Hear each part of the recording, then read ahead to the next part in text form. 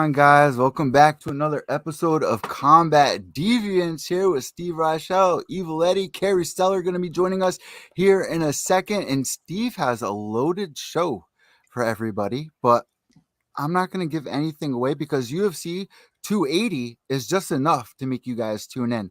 Now, Steve, you want to give a quick preview of what we got in store for today's show? But before you do that, I always do this. Let me just tell everybody, make sure to subscribe down below. If you're watching this on the Belly Up Network, hit that subscribe button, but also go to the Combat Deviants YouTube channel and hit the subscribe button as well, because we're trying to get to our first 100 subscribers where we may be doing a giveaway there as well. And there may be a special giveaway. Hey, we got a whole bunch of stuff playing right now. Like, if you guys listen to the show the last few weeks, I already said when we get down to BKFC down there in Orlando, anyone who can predict our recent guest Jessica Borga's fight, we're gonna do a little giveaway. Ooh. Whoa. I want to see that again. I want to see that one. Well, you want to see it signed? It's signed. Hey, that was a little sneak peek right there if I've ever seen one. But Steve, while I check the audio, I want to ask you something here, and this is really important. Sugar Sean O'Malley, that is my favorite fight of UFC 280. What is your favorite fight here? We were already arguing about this. It's not even on the main card. It's on the preliminary. It's the Philly boy. It's Sean Brady's gonna teach your boy Bahala Muhammad a lesson, and then you're gonna find out that this kid's for real. So if you guys saw the press conference, Steve, you were telling me that I missed out because I don't know about a lot of you guys. I used to watch the press conferences like right when they started, but lately there's been so much going on in the mixed martial arts world in combat sports. I mean, and our guests are going to be kind of a part of that today as well. Well, I mean, if you really think about it, look at our guests over the last few weeks. 3-1. I mean, obviously, you got one loss in there because we had both Jody and Mr. Wilson from last week on. Mr. Stanley Wilson. Obviously you get a loss there, but Jamie Driver, she was successful in her fight. Courtney took her opponent out in her bare knuckle debut. So you got to love that. So the recent guests have been enjoying the sweet victory. So congratulations to them. Hopefully they can get back in there real soon. Hopefully. Well, on today's show, Steve, we got Jay Axon Jackson and also DJ Linderman, who I've been catching up on all the names, right? We got some familiar names, some blasts from the past. When you say blasts from the past, we used to cover World Series of Fighting like it was our religion. So World Series of Fighting one, Rumble Johnson. Not unfamiliar name to me and Evil Eddie over here.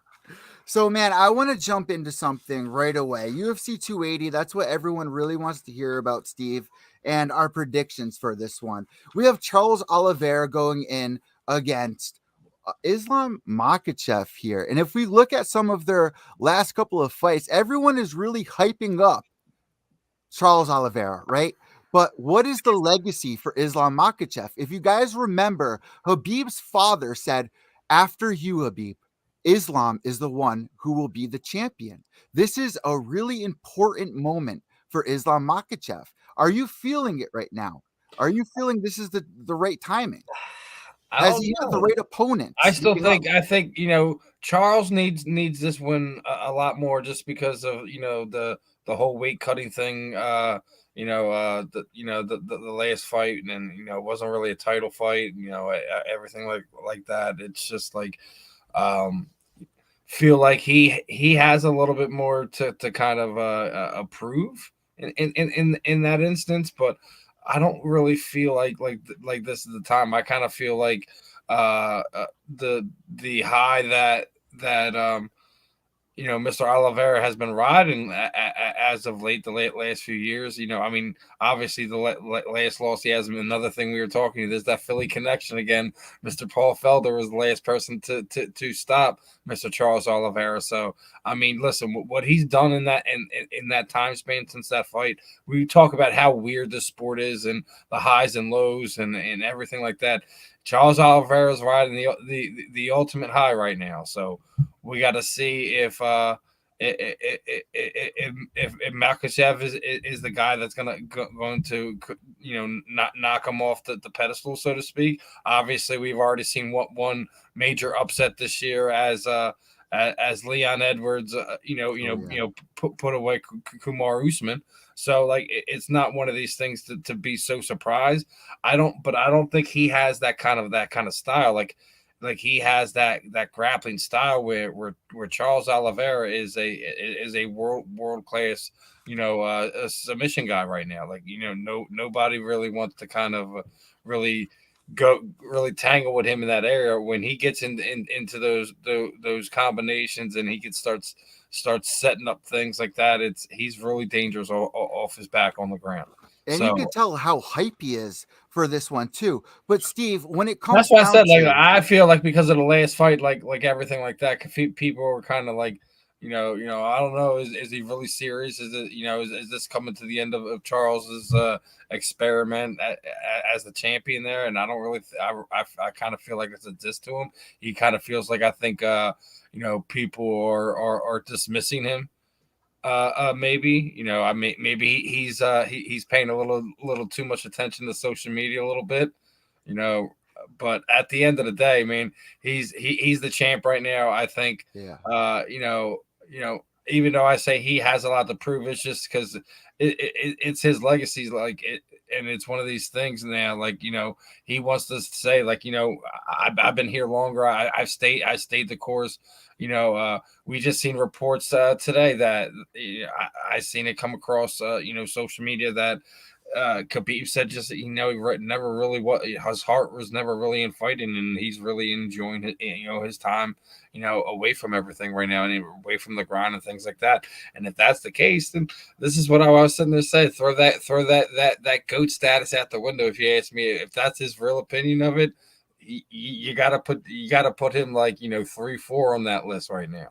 So I like what you said. That's the real mentality of things, but and that's the mentality of him. That's this kid's mentality. So I mean that's how they're really saying this is Khabib 2.0. Well, this is how he's speaking as of right now. If that's who brought him up, is that in this kid? I don't know, but we know one thing. I seen some ridiculous thing that Charles Oliveira is a quitter from another one of our favorite fighters, Mr. Justin Gagey. Ariel Helwani was calling him out over this. Is ridiculous considering Charles Oliveira submitted him, but it's one of these things, man. I just listen. Charles Oliveira is a monster. I think his ground game has been highly underestimated over the years. I think he has gotten leaps and bounds better as he got older. I think it's another one of the case of that, Sutton in that Brazilian water when they get older, man, they just get special, man. Look at Glover Teixeira right now. Like it's one of these things, man. You just can't you can't deny what he's doing right now. I don't know if this is the kid, man. I don't know if this is the kid. So I know he has an incredible pace, and that's one of the things.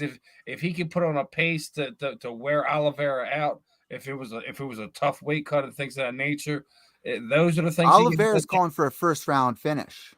Who? Oliveira's calling for a first round KO. Oh man, he wants to put us. Listen, I'm not fans of that, but if you're confident and you've seen something that makes you think, man, why you got to put him up there? Why you got to put Hasbulla up there? Sorry. Have you seen that stuff this week too? Yeah, I did. That he signed them. Yeah, man. I saw all of that. We'll get into that in a little bit. I want to hear what you're saying about this because UFC 280 is huge. Oliveira is not a quitter. I don't know about a first round stoppage. I could see it being an early. I say he clips him and catches him in a submission. And really puts a stamp on that thing. You really would have to consider Oliveira to kind of past what Frank Mir status is as probably one of the most dangerous grapplers, most that's decorated saying grapplers something right there. inside the UFC. That's saying I mean, it's something hard right to do there that too. considering Frank Mir actually obliterated Minotaur Nogueira's arm like it was nothing. Yeah, But you're saying something with that one right there, though, Steve. yeah, You I know, mean, I see him going from. I see him clipping him. I don't. There's no way I see him getting the TKO or KO stoppage. I see submission, and it might not be the first round. It could be the second round. So for me here on this fight, especially what we were talking about with like Eye of the Tiger right now, when we saw Conor McGregor coming up, when we saw even TJ Dillashaw, you could say, with the Hennenbrow, like there's something in the eyes of these fighters. Sugar right now, there's something in the eyes of the fighter that you can tell. Islam Makhachev, I did not see that this weekend but so far. he's a really cold guy as it is anyway. So I don't buy him a lot into that sometimes. Like, I mean, Anderson Silva probably was the most stoic guy ever, but he was probably also one of the most dangerous. Calm, cool, and collected. But yeah, you're right. You're right there. Also, I got to bring up the records here.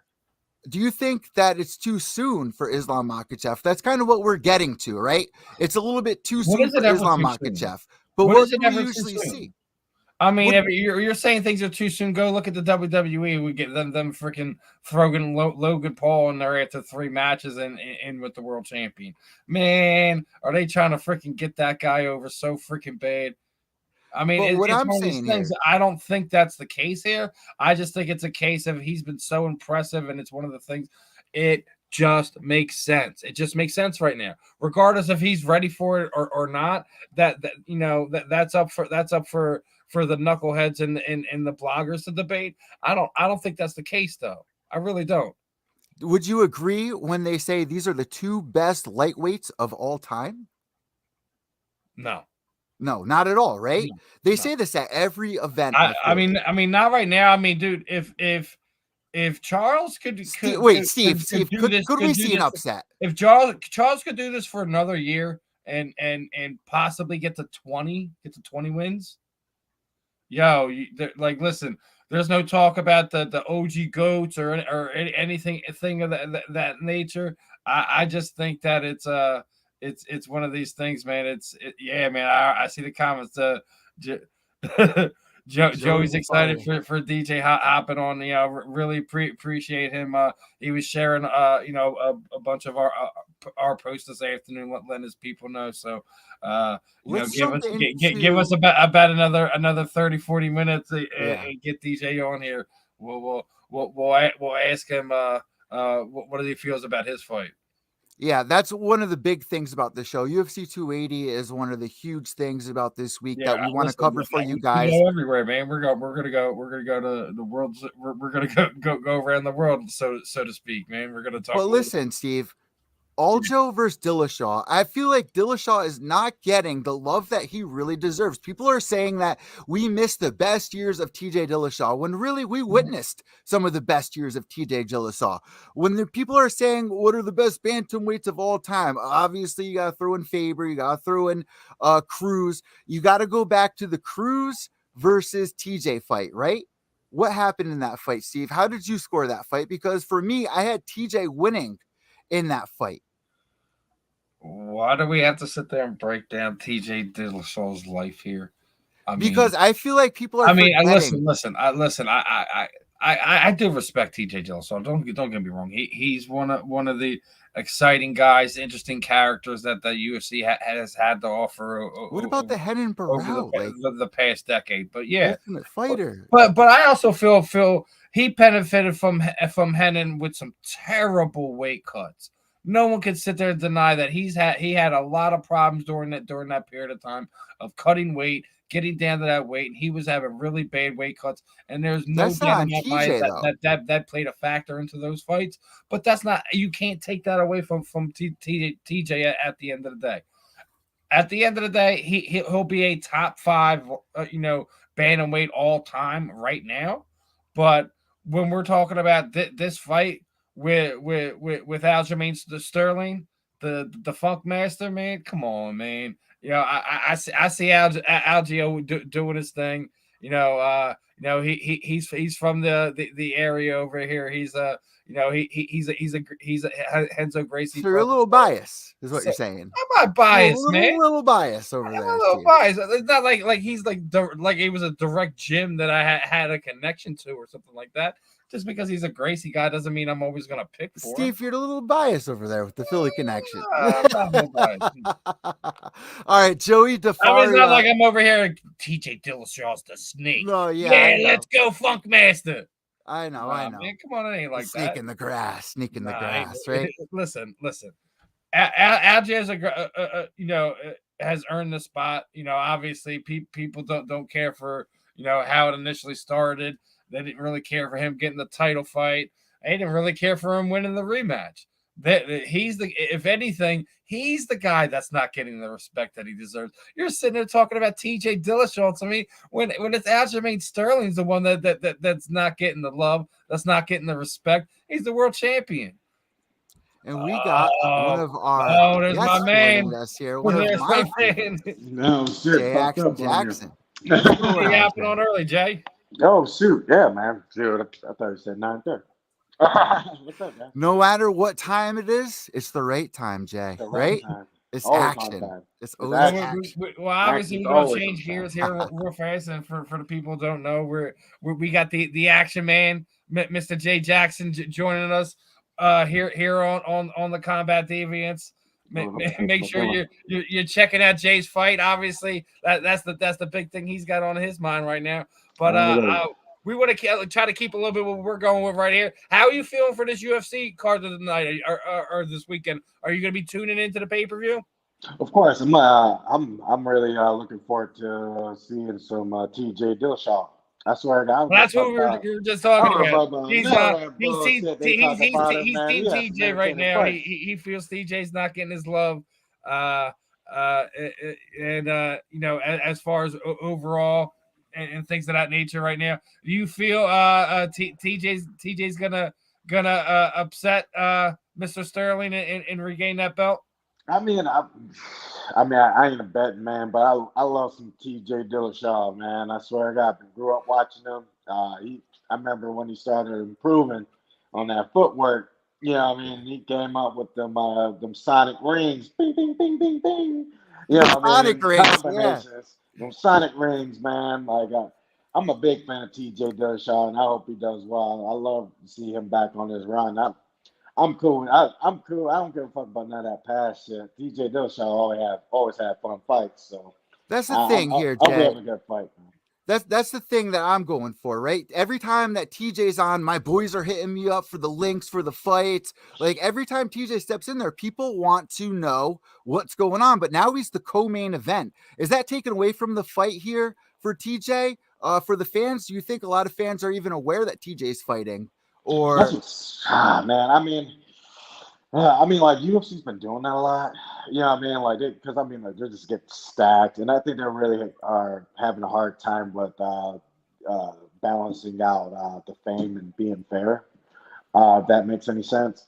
And I think, I don't think it takes anything away from TJ. If anything, if he wins this fight, we got TJ Dillashaw on main event shows for the rest of the year.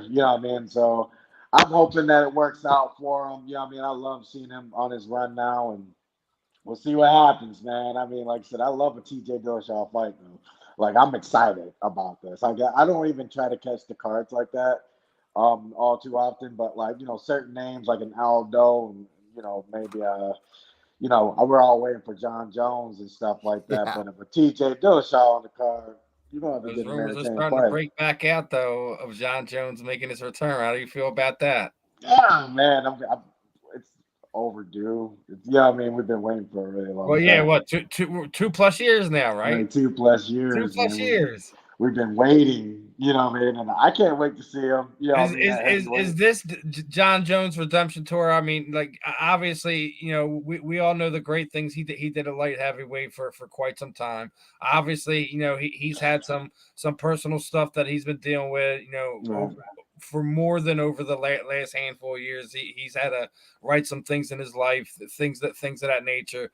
Obviously the move up to heavyweight. Obviously he wants the immediate title fight. But do you feel it makes more sense for him to fight Stipe out and not go after Francis Ngannou if he signs? I think the Stipe fight makes more sense.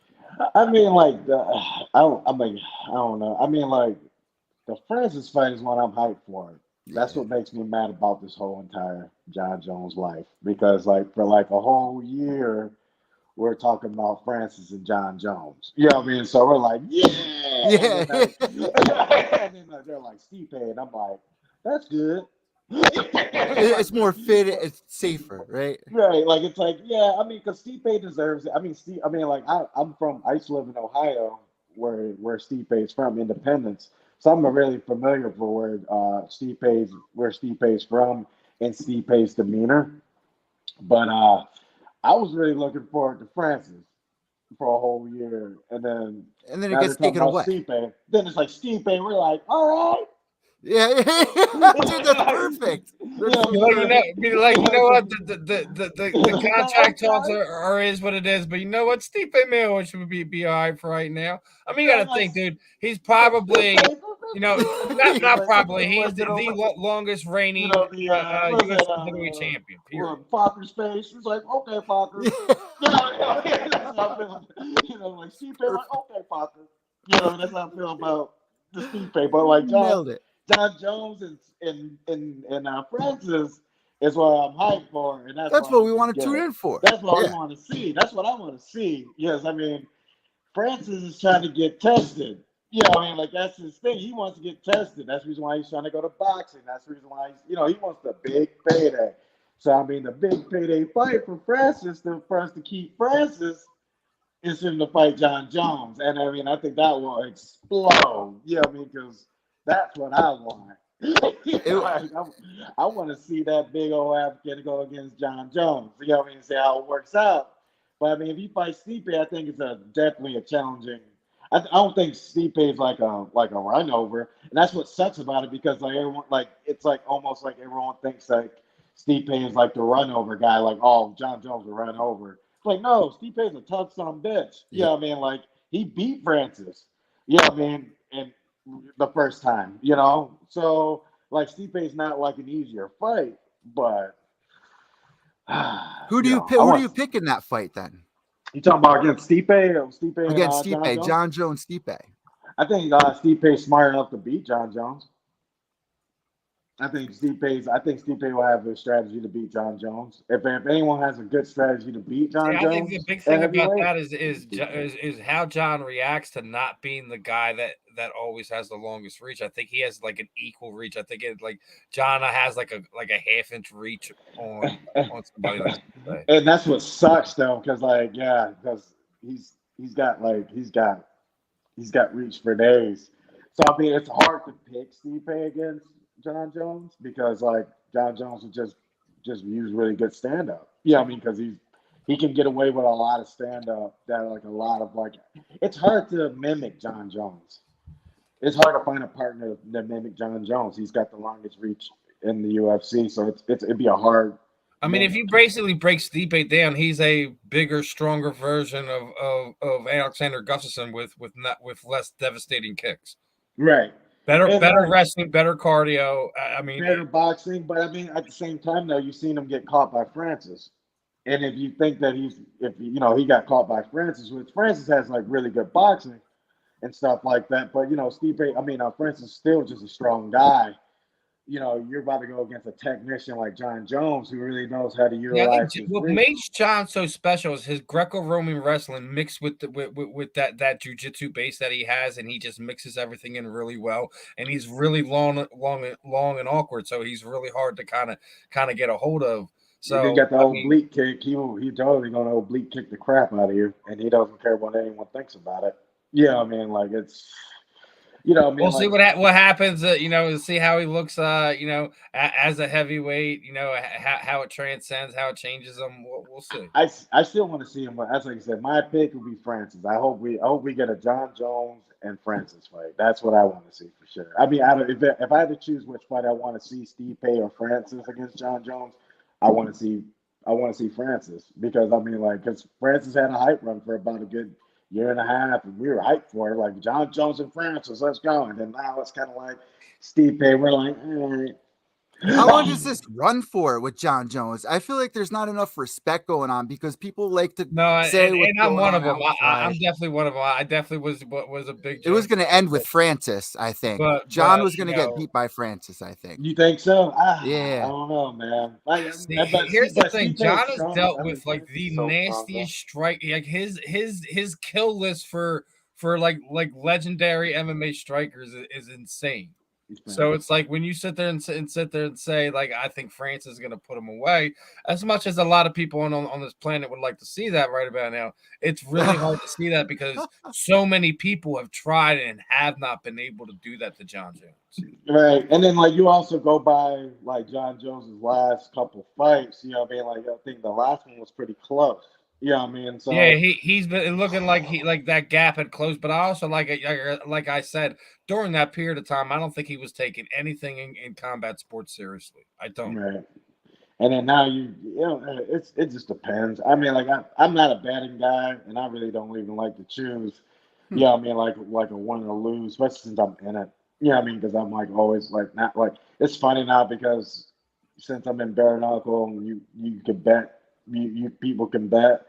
People and that you're literally leading into my next one. Yeah, Jay, can you hold on 1 second? Steve, hold on 1 second.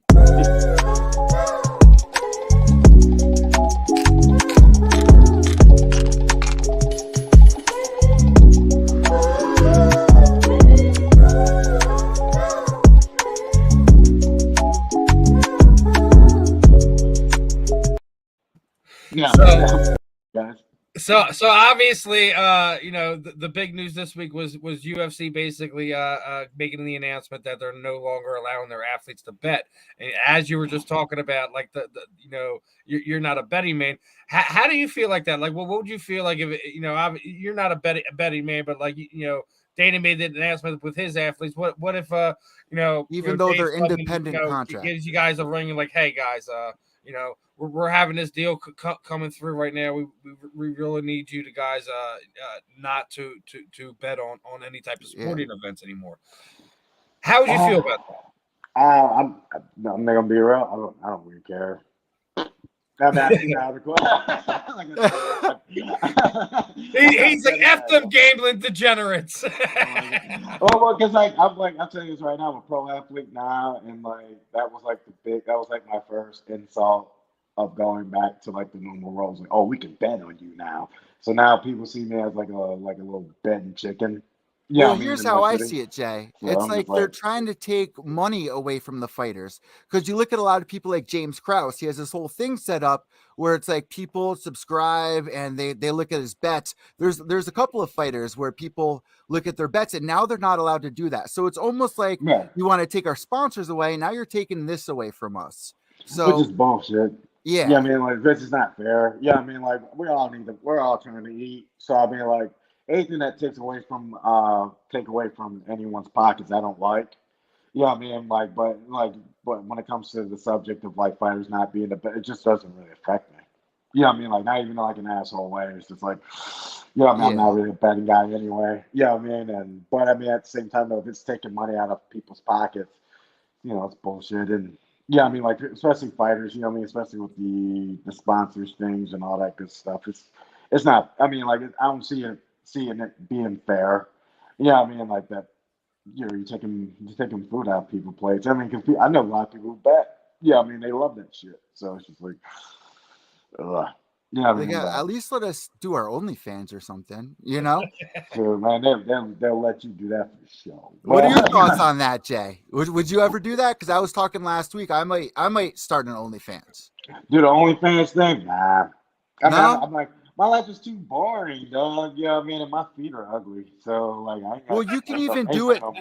doing yoga or something, I just know, like in some man. booty shorts or something. Like I do some yoga, do some workout stuff. It's just I mean, like it's like the funny part is like the further away I try to get from social media, the more I gotta be in it.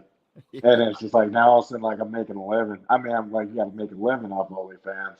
It's like, oh man, I mean, like I said, I'm not against anyone's hustle. It's all good. Yeah, I mean, I don't know what I put on. My life is just too. I mean, not saying it's like boring because I do fun things, but I Tune into my fights if you want to see the real action, right? right, like get the BKFC app.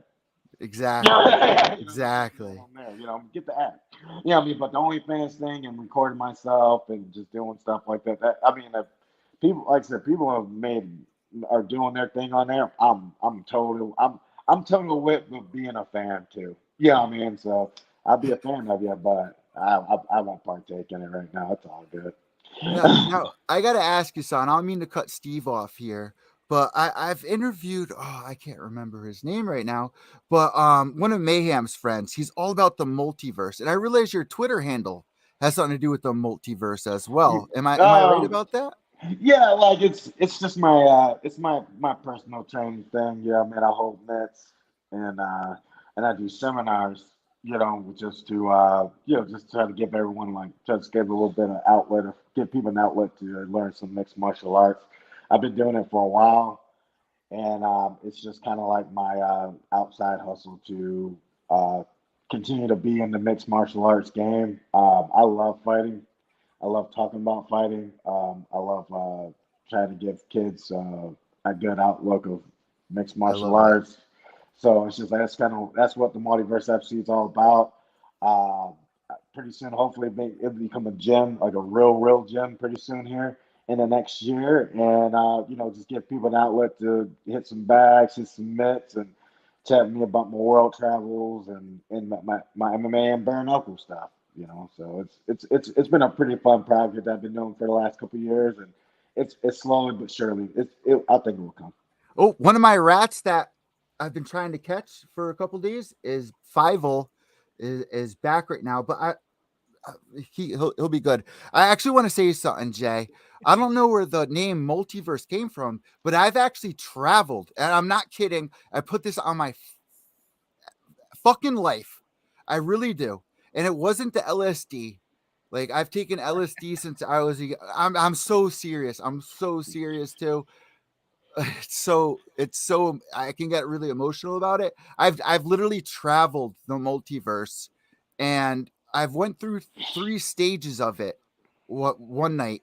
Um, do you? I don't want to get too into it. No, I run. really believe it's real because I've went into it. I'm in it right now. I'm in another universe on the same multiverse, if that makes sense. And Yeah. I had control over it too.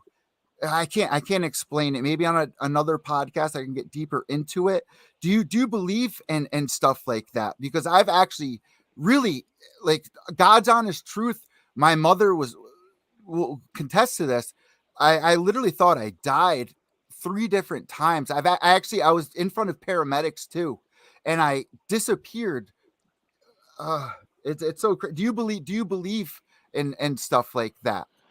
Like I believe, let's see how going into if without getting too wisdom and deep about this. Yeah, I mean, because I don't want to sound either fake or like unemotionalist. It's just like Could there any be? yes, because I mean like what how many numbers there are in the world. There's and how many decisions that we do decide to make in this world and decide to make in this life. One little decision that we make or one little thing that we do can change the outcome of everything that we Every do in this modern day universe. And we slowly but surely have seen that as we've grown up right now. I mean, just like off the little bits of just giving a little kid a cell phone at the age of 2. You I mean, experience and that as a fighter. As you train, you're oh yeah. growing your own reality, improving your body and your skills. And I tell you this right now, like if I feel like if I would have changed anything that was part of my life right now, it wouldn't be in the BKFC right now. Yeah, I mean, so I mean, I believe there's different phases in our lives right now. I mean, there could be a multiverse. Yeah, I mean, because we're still discovering things every single day. Yeah, I mean, and we're so. I mean, like what I'm someone who likes the James Webb's telescope. I love that shit. Yeah, I Yep. mean, and I love the new things that we're discovering, and I know like other people are like have their own nits and wits about everything like that. But just with the speed of travel of life, and you're looking up and you're essentially looking at the past. Yeah, I mean, like anything can be possible. Yeah, I mean, because there's so much space in between us and the next object. So like it's. I mean, I think anything can be possible at this rate, but like I tried my best not to think too much about. So I mean, past my future, just because I don't. I tried to. Enjoy living in the I moment, I man. try to enjoy. I try to live in my moments. Yeah, man, and not digging too deep into the future because we're already programmed to worry about the future. Well, I'm Yeah, I'm man. I'm here now. This is the best place to be. That's what I'm And talking about. you know, like the craziest thing I can compare it to is like what do you go through when like you went the double knockout, right? What Yeah. what happened there? Like what was going through your mind when you woke up? Like what happens there is like what I can really pinpoint into like what I would experience to Okay. me traveling to a multiverse. I'll tell you the whole story about that fight. Okay. That fight, he was supposed to take me down, and he never did. So once we got into that first round, and I got knocked down a few times, we got into the corner, and and every time I got hit, it was just like, what does he hit me with? During the fight, it was like, what does he hit me with? What does he hit me with? You know what I mean? And it just goes kind of black, black, black, black, black. You know what I mean? I fall down. I'm like, shit. You know what I mean? Whatever, whatever. I stayed in the moment the whole time. We got to the corner. My corner looks at me and he goes, you know what you got to do, right? I go, yeah, I got to whoop his ass. You see what he fucking just did to me in there? Like, oh yeah, I got to whoop his ass. There was just no more game strategy there. Like, I was waiting for him to take me down. And I got knocked down like 4 times. And I was like, you see what I got to whoop his fucking ass. I already know that's not my round. That was a 6-10 round. And once I hit him with the knee, I got excited because I seen him crumbling and I knew he was gassing. I hit him with the knee. I go, yeah. And I go for the hook and I knew my hand was down and I see like it was like a snowball. Yeah, I mean, I see the hand come up and I'm like, oh shit. So I try to throw mine first and then we hit each other at the same time. I'll tell you this right now. The first thing that was on my mind was, what the fuck? That's what happened. You know what I mean? Like that. And I went forward to finish the fight because I seen him fall. Um, I I feel the ref touch my chest, say he's out, he's out. I say, yeah, but I Yeah. didn't have my legs. And I say, and then I go, yeah, but I didn't have my legs. I do the, I mean, I roll back, get back up, give everyone a thumbs up. So I tell you this right now, did I get hit and feel like I got hit back to the multiverse? No. I tell you that right now because I try to tell everyone, I say, I remember every fucking bit about that knockout. It was the fact, like, I just seen the snowball and it hit me, and I'm like, yeah! Like, no, it was like, no. When I the love that. when that motherfucking snowball came, I was like, shit! And I tried to hit him first, and then we hit each other at the same time. And then the referee said I won. I go, yeah! And Oh my I god. try to get back up, and I rolled, and I got no legs. I get back up, give everyone a thumbs up. And This is like an it's just episode of One Piece or something right dude, here. it was so factual, man. And I just heard the crowd is what got me kept going because I heard the crowd was just going off the roof. So I knew that we had a good fight. So like I was able to stay in that. Like I didn't go out into an outer world to go back on the subject. I didn't go into outer world. I was totally in that moment, man. Like like fighting is my life. I love fighting. So like when I'm in that ring, that's like my moment. You know what I mean? And Yeah. I heard the crowd going. We Sue St. Marie was off the fucking rails about it, and I was like, I think we made history because I've never seen a crowd go Hell that yeah. crazy. So yeah, like yeah, but like I said, like I do believe there could be different multiverses as we speak.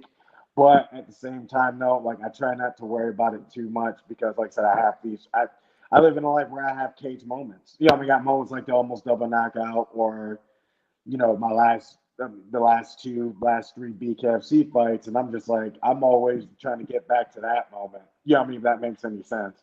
Yeah, Yeah, I mean, it's dude, the left hook that you got going on for BKFC lately is absolutely okay. insane.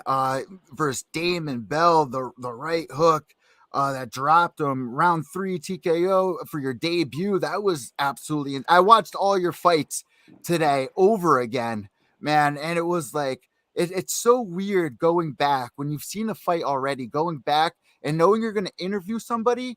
Like you're already hyped up, but you are zooming in on one of their like main things that they're so good at. When did you realize that left hook was something really special that you have? It's like my favorite punch. Man, it's like it's totally my favorite punch. So like I'm trying partial because I'm left-handed. right. See, I'm not. So that's my problem. I'm orthodox, but I love the left hook for some reason. I think it was just from old school boxing telling you to jab the bag all fucking day. Yeah, I mean, so that left shovel hook, right? yeah, so they'll make you jab all day until you get the jab right, and then if your jab doesn't be right, then it turns into a hook and a jab and a hook and a jab, and then oh yeah, that's right. That you're supposed to be setting up. You're supposed to be the jab should be setting up the right. Yeah, I mean, so I love my left hook. I really do.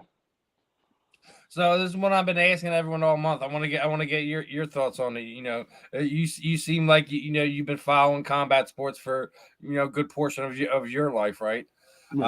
Asked Burt Watson this last week. I want to get your thoughts on it. Who is on your combat sports Mount Rushmore? Who's your top 5? It doesn't matter, boxing, MMA, kickboxing, Muay Thai. However you want to go about it. Who's you think is like kind of the most influential people in combat sports over the last 30, 40 years? My Mount Rushmore will be Anderson Silva. I love the Spider. He's one got me into it. I got Muhammad Ali, of course, Roy Jones Jr., Bernard Hopkins. What's that? That should be you got one more, right? I got one more. This is what's this is the hardest part, right? Randy Couture. Oh, okay. All right. That Randy Couture is the first person that Burt mentioned. Yeah, Randy Couture. Well, because so when I first started mixed martial arts, those were like the 3 books that I got were Anderson Silva's. Yeah, because we didn't have streaming yet. Just kidding. But we had it was Anderson Silva book and Five Randy Rings? Couture's book and Jackson Wink's book, the Jackson Wink book, with when Rashad Evans and GSP and Dominic, Diego Sanchez and all those guys were training together. Yeah, those are my 3. Those are my and the BJ Penn book. The BJ Penn book, Steve. Literally one of my favorite books. I got to throw it. Ronda Rousey's book. I don't know if you guys read this, but Ronda Rousey's book was actually really interesting to unwind her as a character, learning about her father's suicide growing up, how she didn't talk until she was about 5 years old. Like I gained so much more respect for who Ronda was as not just a fighter, but as a person. Is that something that you do normally? Is read? Because a lot of people forgot about reading lately, and that's the part of my thing lately too. I'm glad you mentioned that because like part of my collection, like I collect all kinds of stuff, memorabilia, things of that nature. I've been building up my book collection, signed, unsigned, or in between. So I heard that Ronda's book's good. I'm a Audible guy. Yeah, I mean, and comic book guy. Yeah, I mean, you're a comic book guy. Well, I mean, look at the shirt, the Venom. So I gotta ask you, how excited have you been about the MCU the last few years, man? Man, we talking about the FCU? What's the FCU? MCU, yeah. MCU, always talking about the MCU. Oh shit! Oh, don't get me hyped. Oh god, we're going something that I love. Oh god, like you on something I loved it. I don't lie. I think MCU fans are spoiled. So yeah, we are spoiled. We're spoiled. We are spoiled. Because if you go and look at the other side of that coin, look at everything that's happened over the DCEU, you're gonna be like, man, I feel bad for them guys. Yeah, I feel bad for them. Yeah, I mean, I do. I love everything we're getting. I'm like, But like no, everyone. you have to admit things are looking a little bit up. You got The Rock involved in the franchise. His movie debut, I think debut was it tonight? No, the debut last night. I seen it because Yes, I'm in there there you like go. that. I seen it. Yeah, make sure And then I make synced sure it. you're the comic book geeks break it out and go check out Black Adam because it's gonna be the truth. Give Dwayne a shot. He did good. You know what I mean? He might See, bring him listen, back. I don't have a problem giving him a shot. I think it's one of these things like we known for a while. Like Dwayne doesn't just doesn't take calls from everyone. They lay out a whole bunch of roles for him, and he selects what he wants. Come on, the But when it got to Scorpion King, when it got bro. to DCU, That was what's up. he didn't just not selected what he wanted. He selected the character he wanted. So said Black Adam is who he wanted. That's what he wanted, and he waited for them to get ready to pop it out for them to do it, and that's when he reached out to him. So It's definitely a fun watch, guys. I tell you this it's right gonna now. be, yeah. It's definitely But a fun watch. Go check that out. No you got the spoilers. Venom shirt on. I got to ask you, how excited are you for Venom to kind of cross over from the Sony universe to the actual MCU at some point in time in the next 5 years? I can't wait to see what they're gonna do with it. I like it's. See, I think confident. how they're going to work that. I'm confident. I'm going to tell you right now how they're going to work that. It's going to happen after Secret Wars. Because if you remember in the comic book, Secret Wars is how Spider-Man got the symbiote. Like, especially with the symbiote being all the way in Mexico right now. Let's go because comic book fans like to be really time accurate. It's going to take a while for that. Oh yeah, man. I think that's the one thing that you got to say that the fans have been hard about Marvel for is they're not 100% comic book accurate with some of the stuff they've been doing, but.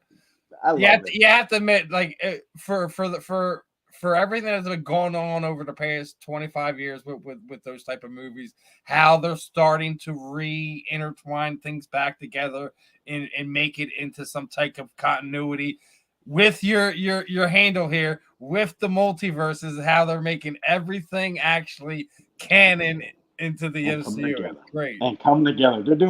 They're doing it the MCU way. So it's just like, be confident, guys. Yeah, I mean, like I've had no complaints about the MCU. I like that. I watch in games all the time. I love Moon Knight. I love. Well, I think the elephant in the room is I think the biggest problem they have is how are they going to explain mutants in the MCU? Consider we have to wait till 2025 before we can actually get another X-Men movie. Look, they're sprinkling it, guys. They're sprinkling it. Yeah, I mean, no spoilers, but they're sprinkling it. You gotta watch. That's exactly what they're doing. That's exactly what they're doing. They're sprinkling it, guys. It says that don't act so spoiled. We don't want it all at one time. You know, and like sprinkling it. You know, I mean, once the X-Men come, it's gonna be the best thing in the world. I swear. Like, we're about to get Jack. We got Hugh Jackman back. Come on now, guys. I mean, we're doing just fine when it comes to Marvel versus. And speaking of sprinkling it on them, you know, obviously you got a lot of things going on in your career. You know, Eddie's throwing out something real fast, fighting in Thailand soon. I always ask a lot of the of my guests and you know. Combat sports and being involved in fighting gives you guys unique opportunities to kind of travel around the world. What is, if you could say one place you would want stamped on your passport that combat sports has brought to you, what was one place that you would want to visit? Oh man, like I said, I've been a traveler, so I've literally been to a lot of places. The place. Are you talking about fighting wise or just? You can talk about fight places or just like a place where you can just go in general. You can do both if you want. I heard you wanted to fight in Thailand. Super bad. I've been there twice. I love the competitors that I got to meet and train with there. So that's the reason why Thailand is such a hard stamp for me. To try to get a BKFC fight there. That's what I'm leaning towards here because they are doing cards overseas now, Steve. Yes, I know. I would love to get on one of those cards. You know, because the first one they had Bukawa on it, man. That's how you kick it off, man. That's how you do it. Oh no, that was I believe that was their they had. I want to say that. No, was yeah, I think you're right. It was the third card. I think that was their third one that Puka Yeah. was on. But I mean, like I said, I'm not trying to overstep you or anything. But I think that was the third. But that's how you do it. Yeah, I mean, like they got. I think that was there. they announced as soon as they announced that he was signed. It was within like 2-3 weeks the card was put together. Dude, it was. I mean, they didn't wait no time for that. I would love to have been on that card. But I mean, like real talk, like I would love to fight in Thailand, and the two places that I would like to travel to even compete and travel, or in the travel in general, will be Australia or Japan. Oh, yeah, wow. I mean, like I love those two Those places. are like the two destination spots I always hear too.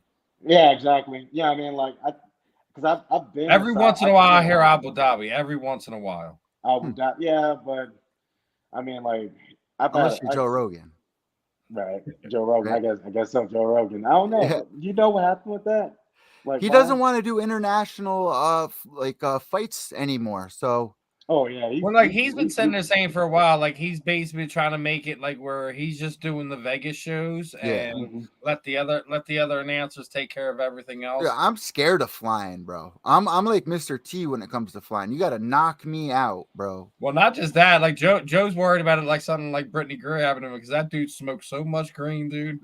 That dude smoked so much green that somebody just waiting to mess with that dude.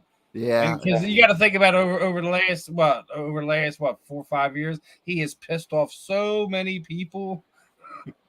Do you be all right on the plane, man? Like I just gotta learn to chill. Yeah, I mean I've been on so many planes these days. I'm more scared of driving than I am flying on a plane these days. That's true. They say that. Yeah, there's too many idiots on the road.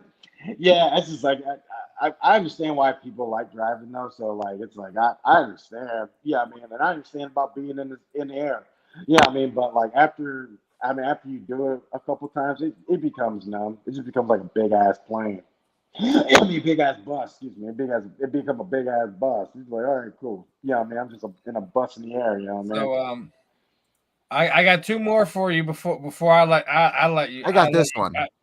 You got something, Eddie? Yeah, well, I always hear you screaming LFG. What is? Yeah, what's that about? Fucking good. There we go.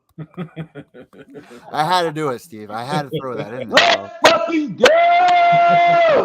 That's what that means. That's how I'm feeling right now as a Philly fan. I got the Phillies winning right now. I got the Eagles kicking butt right now. Let's go. Let's fucking go. It's like it's also like my now obviously you said Anderson's been a big inspiration on your career and how you got into combat sports. How you feeling on what's he going to do to Jake Paul in a few weeks here down in Arizona?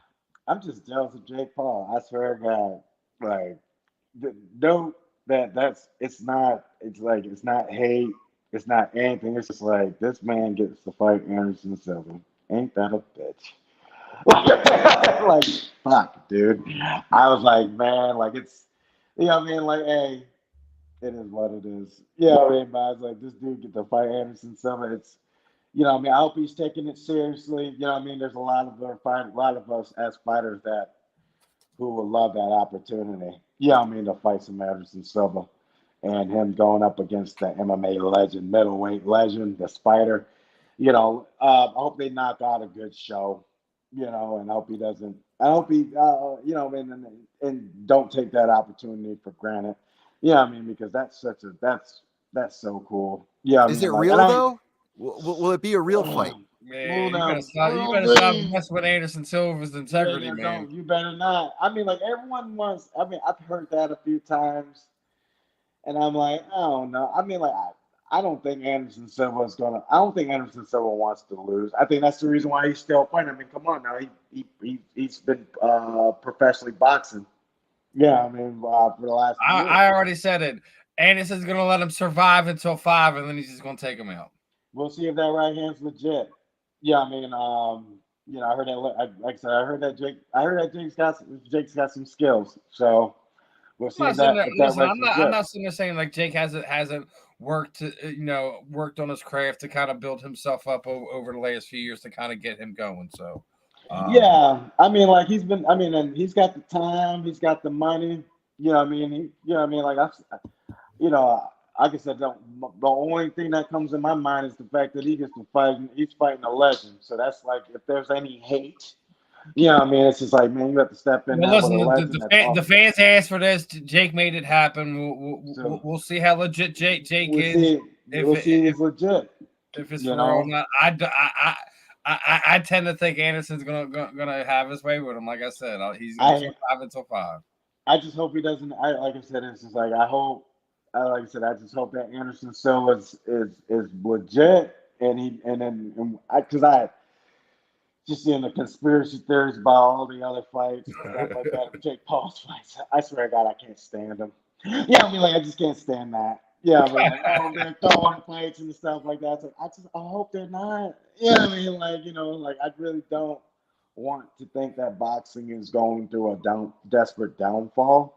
But he's now they got a fighter that's super emotional to me, and I hope that Anderson Silva goes in there and he does plays game with game, and he just shows up, and if Paul beats him, then maybe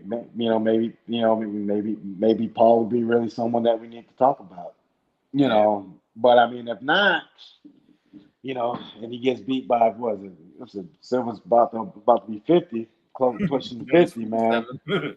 but he's moving like he's 13.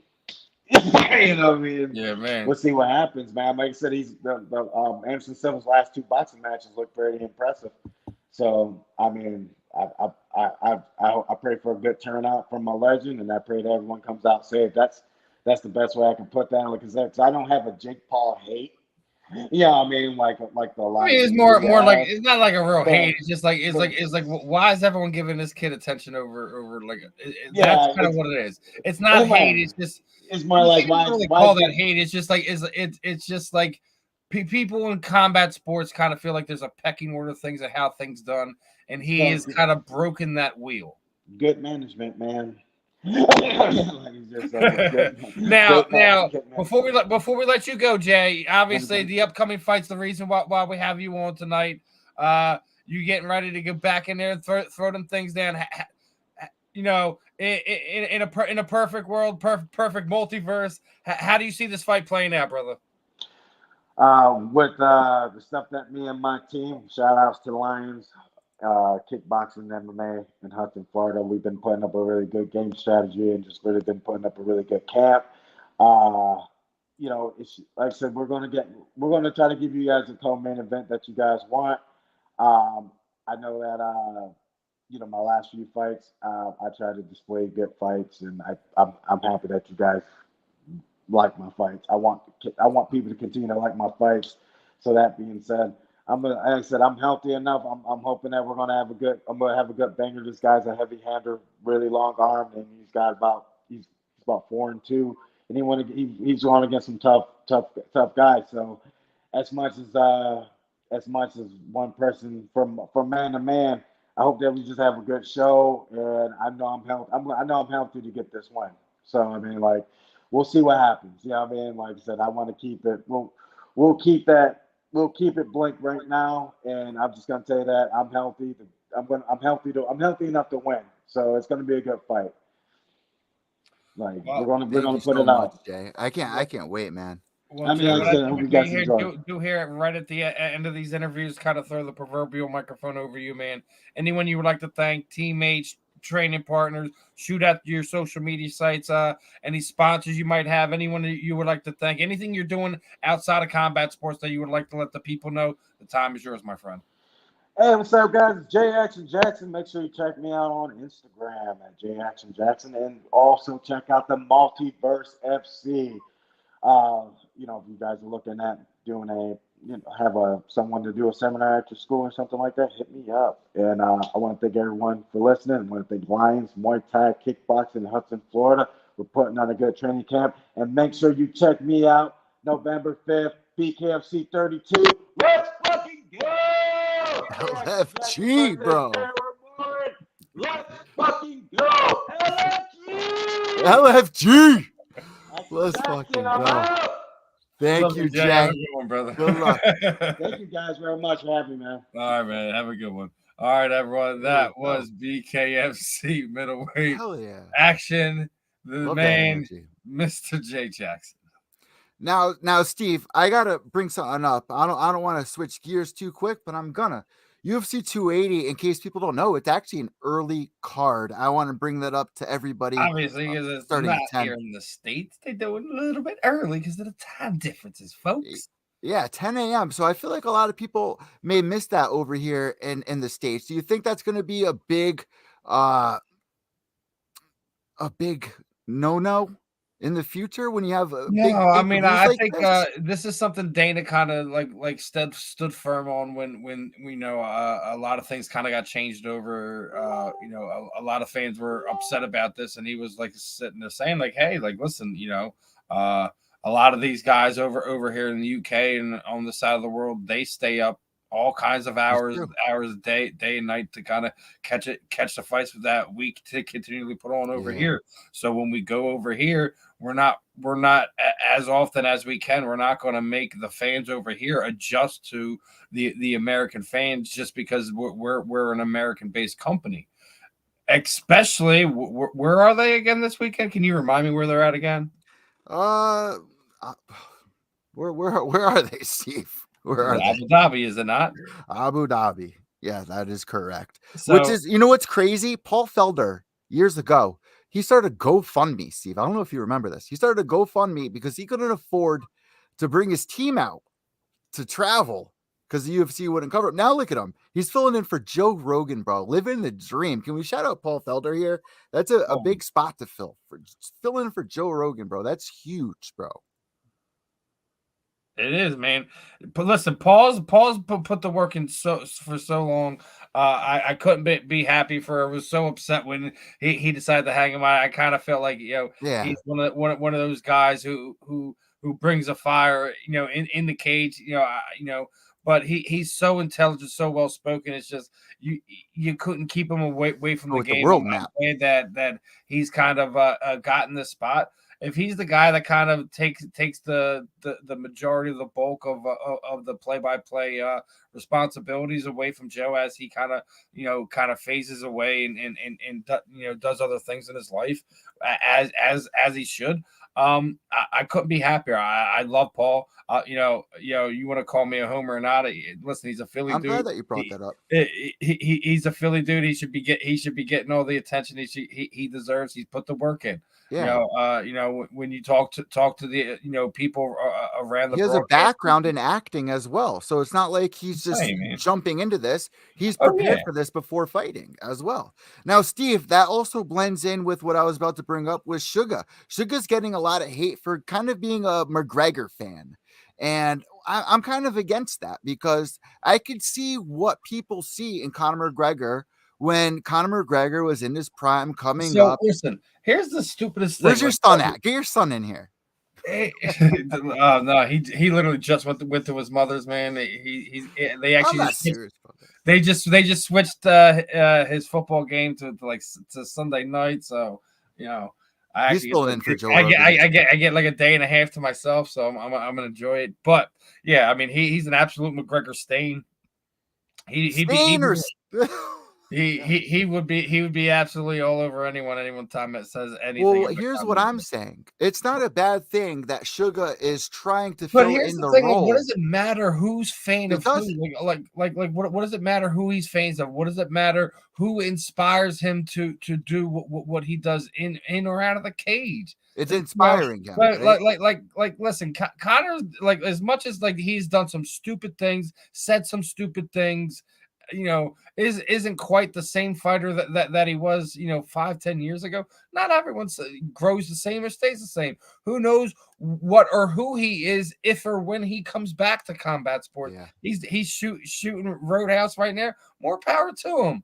Absolute more power to him. But But to sit there and having fans, bash or try to diminish anything Sugar Shane O'Malley's doing right now, just because of the fact that he supports Conor McGregor. Conor, he's an avid fan supporter of Conor McGregor, is absolutely redundant, ridiculous.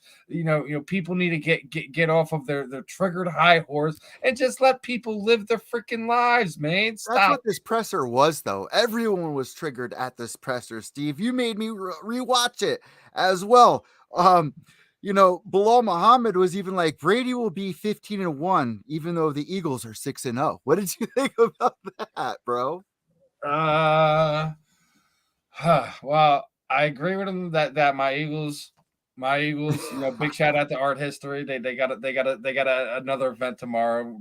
Brian Westbrook will be in the house, so for the Philly Peace, make sure you go check that out. But yeah, the Eagles are 6-0. Brady 15-1. Yeah, you're barking up the wrong tree with me, buddy. I've been sitting there. Anyone who's been paying attention to me long enough knows that I've been banging on this drum, man.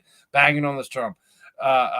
Sean Brady will be the UFC welterweight champion within 2 years. Mark it down. Write it, come back and throw it down my face if I'm wrong. I don't care. Listen, I've watched this kid be the champ, bro. That's what I'm gonna throw down. I watched this kid, grow from an amateur. I was lucky enough at the time when he was coming up. My kids were in Daniel Gracie's gym with him when Paul was the Cage Fury lightweight champion before Paul made his run. 2015 here in the UFC. I watched Sean Brady throw around heavyweights like they were nothing. Zhu Nwanu, who was a former Cage Fury champion and a UFC veteran as well. There was other guys, and Sean has put in so much work in the years. Me and you were talking about this off the air. He's been everywhere from the BMF ranch down to Rufus Sport and everything back. But does he have Habib in his corner? The kids under 30. He doesn't have Habib in his corner though. He doesn't have Habib in his corner. What does it matter? According to Bilal, he doesn't have Habib in his corner. What's the matter having Habib in his corner? Is he undefeated as a coach? Is he a perfect coach or something? Yeah, right. Did I miss something? I love that they bring that up, and it also goes into every time I try to go in on these fights like this. This is one of the sleeper fights, Steve. Is this your pick for a sleeper fight? I mean, listen, I'm highly disappointed it's on the undercard. I mean, I guess how the pecking order works and things. Obviously, you got to get people excited to turn into the event that early on. Listen, if I'm Sean and Bulla, I'm saying listen, early night, I catch you guys later. Have a good one. Yeah, man, that's what I'm thinking. You get my win, cut my check, and get on the plane and go home. Caitlin Chookagian as well back on this card, and I'm not the biggest fan of Caitlin. I'm a big fan of Caitlin. I'm glad the fight's still on. I understand that she had. We've interviewed her years ago, I think. What happened? Me and you interviewed her years ago. Before she was maybe the 6 years ago, when she was in the movie, right? Flyweight champion. Wasn't she in that movie? Yeah. Funny enough, it was because I helped with aspects of that, and he had Cassie Cassandra fall out, and he was like, I don't know anyone in the area who could do this. I'm like, what? What about Chookagian? Oh yes. And he was like, who's that? And then he looked her up, and then I reached out to her, and she eventually got the part in the movie, which I thought was great. Awesome, Steve. Yeah. That was a great movie. I don't know what your thoughts were on it. What was the name of that movie again? Fight Valley. It was terrible. Really? I mean, there were some cool parts in it and stuff like that. Movie? Huh? For a B movie, though? Like that. I mean, Holly Holm was in it. Misha Tate was in it. Aaron O'Brien. Stop being nice and sitting there saying it was a B movie. B movie. B movie would have been better, man. Oh, you're killing me over here, bro. You go and watch it. Go and watch it. And then you tell me that you would pay to go watch it again. Maybe it was because I was excited. I had Aaron O'Brien on at the time when I watched it. So I was like, I'm going to have this girl on. She was pretty, because Aaron was pretty cool. Yeah. And then I will say Aaron, Carrie, a lot of the actors Cyborg played a great role. What happened? Cyborg played great role. Yeah, they picked that role. They really made her into the villain there, huh? Of course, that's what you're supposed to do. They really made her into a real villain, And if you know what I mean. The Serrano sisters, Amanda and Cindy, before Amanda really kind of blew up. That's right. There's a lot of little like cameos in that movie. Like Misha Tate's ex-boyfriend. Oh man, what was his name? Brian Caraway. Brian Caraway made a little cameo in that an movie. Absolute douche pool. Oh, you really in person? Absolute. All right, listen. Let me tell you this, dude. Please, this is what they love. Obviously, because being involved in that, and being close and being in media, Rob was asking me for as much help as he could. So they were hanging out at the bar, and I had friends who asked if they could come down for shooting. I asked Rob, who was the director of the film, and he was like, hey, get some more people down here.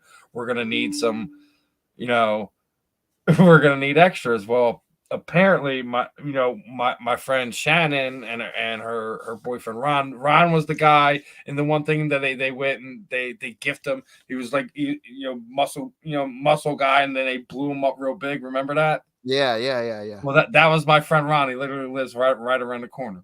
Dude, Steve, you had a big hand in this movie, and you're stepping all over it. Apparently, it was terrible, dude. You're like, what? I basically directed this movie. I had all my friends in it. But listen, what are you doing? Me to sit there like, oh my god, it's the greatest dude. It was better than Warrior. It was better than all the. Oh no, we can't go that far. But it's still like because I was involved in it. Stop.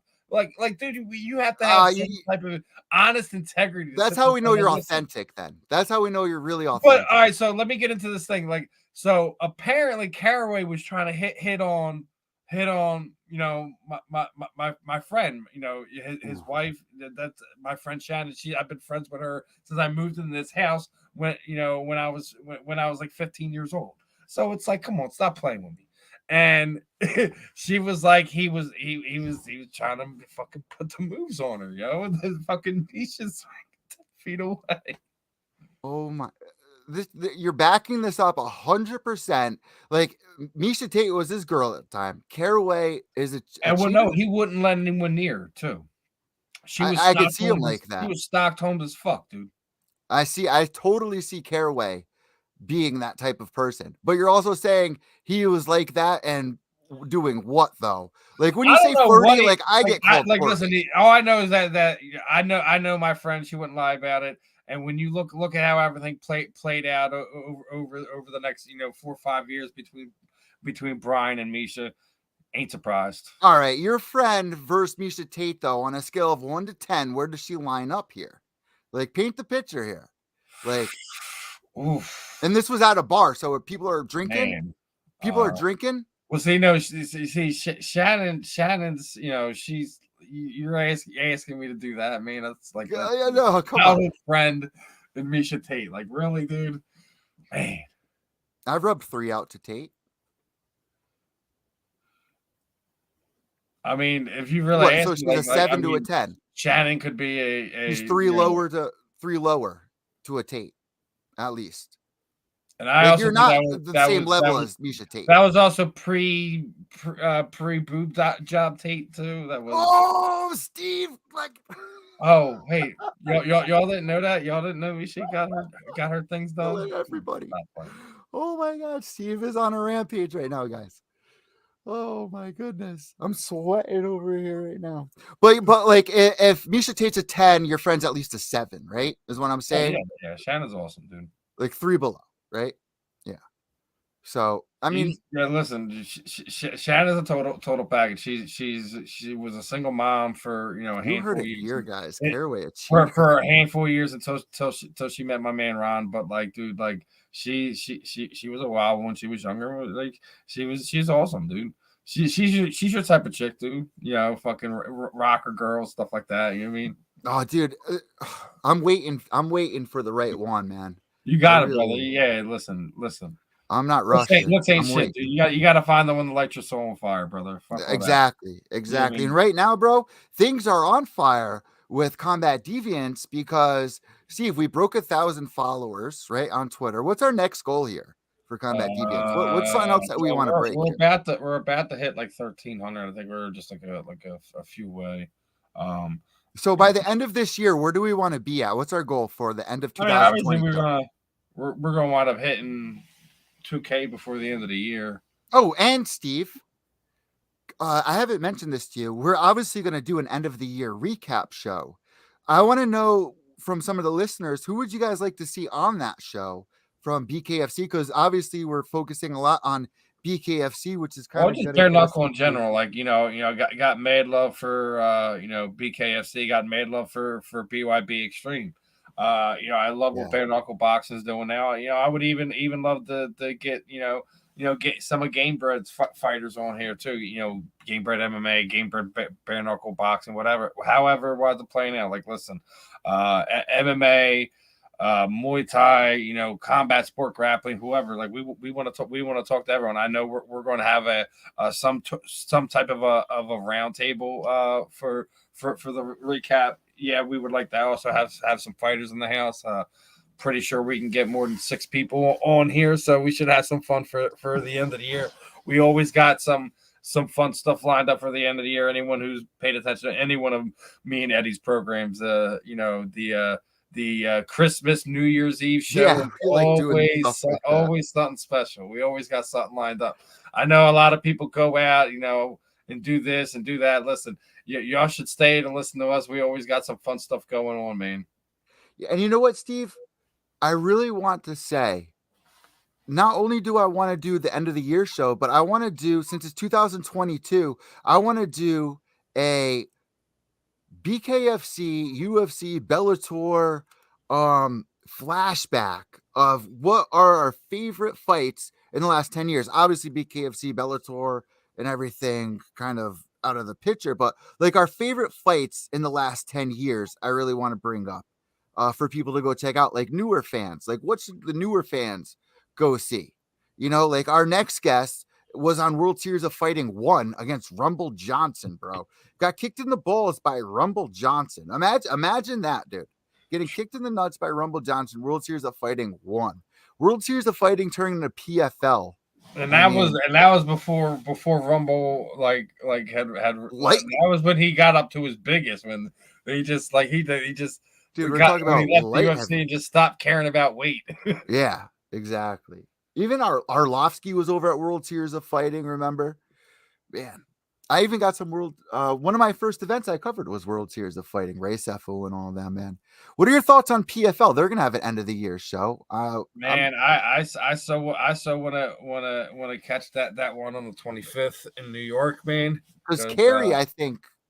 Yeah, she said she's covering it. So no matter what, we'll Combat Deviants, Belly Up Sports, we'll have someone over there covering that one.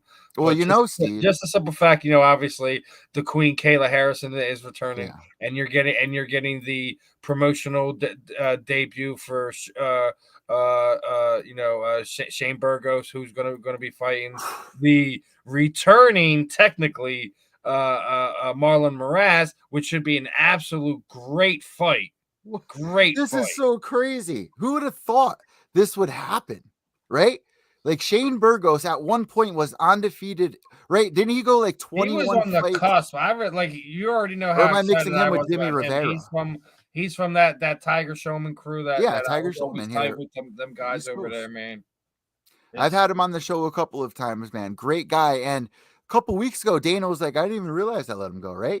That was Shane that happened to, correct? Yeah, I was the one Dana was like, we messed up with that one. So I was at the last show for World Series of Fighting. It was Justin Gaethje, Marlon Morales, right? Now we got Marlon back fighting Shane Burgos, right? Who would have thought this would ever happen? What are your predictions for that one? Because that's pretty insane fight, dude. Coin, dude. That really is. That really is a pick, man. Like you can make pros and cons for both of them. I mean, me and you are gonna battle here in a few minutes about Bulla and Brady, but I got a little PowerPoint for you on that one. We'll have some fun with that. But if Yeah, I'm not sure what happened to Carrie. She's ruining how I wanted to run that one, but it's all right. So I want to talk a little bit about BKFC 31 quick, Steve, because that main event, we didn't get to talk about it, me and you. And I kind of wanted to discuss this with you. For BKFC 31, going into it, man, I had a couple of things to say, and not just about the fight. I wanted to say for BKFC, the production value of it has really gone up. I did not think that BKFC would be where it's at right now at all. One thing I was thinking about was the ref cams, though. Would you like to see the ref cams come into BKFC?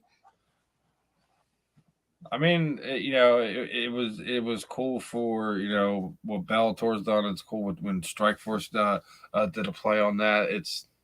I don't have a problem with it, but the refs kind of had an issue with it. But for us, for bare knuckle, I think that would be really interesting. Didn't PFL have something like that too? For like two events. But that Doolittle Richmond fight, bro. Yeah, man. What do you got to say about that? That come from behind win.